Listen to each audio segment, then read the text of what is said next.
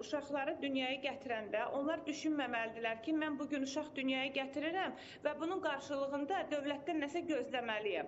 Təbii ki, ailə övladı dünyaya gətirəndə bu yanaşma ilə yanaşarsa, İnanın səmimiyyətimə ki, uşaq pulu verilsə belə bundan daha çox tələblər qoyulacaqdır və bu bir növ, bilirsiniz necə, çox mənfi bir tendensiyalara yol açır. Əslində uşaqların dünyaya gəlməsi bu bir nəslin gələcək nəslə ötürülməsi deməkdir. Yəni bu şəkildə də bugün uşaq pulunun tələbi, yəni siz deyirsiniz ki, müzakirə olunur. Zaman olur belə, yəni suallar jurnalistlər tərəfindən verilir. Amma xüsusi ictimai müzakirələrdə mən ən az deyirəm ki, millət vəkili olduğum 2 il dönəmində mən bununla tez-tez qarşılaşmamışam. Məsələ də burasındadır ki, uşaq pulu məsələsi bugün gündəliyə gələrsə və tətbiq olunarsa, bəs düşünmürsünüzmü ki, valideynlərdə bu şəkildə bir asılılıqmı və yaxud da ki, həm də bir tənbəllikmi yarada bilər? Yəni, insanlar fikirləşəcəklər ki, dövlət mənə uşaq pulu verir, mən artıq işləməyim. Yəni, bunun özü də doğru bir yanaşma deyil. İnsanları bu şəkildə əməyə alışdırmaq lazımdır. İnsanları nələrdənsə asılı vəziyyətə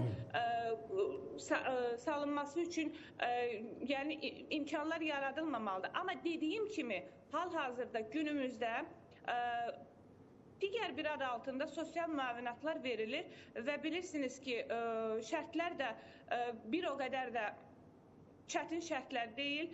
Tələb olunan odur ki, valideynlər, əgər körpə uşaq varsa ailədə, ananın işləməsi önəmli deyil. 8 yaşına qədər səhv etmirəmsə, olan ailələrə bir atanın işləməsi kifayət edir və bu da normaldır. Sizlər istəyirəm və real yanaşmadır. Ona görə ki, atalar... Yetmir. Xahiş edirəm, icazə verin, mən fikrimi tamamlayım. Və bu şəkildə atanın da evdə otursun, ancaq uşaq pulu alsın yanaşması da mənim fikrimə görə və qənaətimcə doğru deyil. Fikirlərinizə görə təşəkkür edirik. Dəyərli vaxtınızı ayırdınız, suallarımızı cavablandırdınız. Amma dövlətin də siyasətində bu var ki, uşaqların sayı artsın.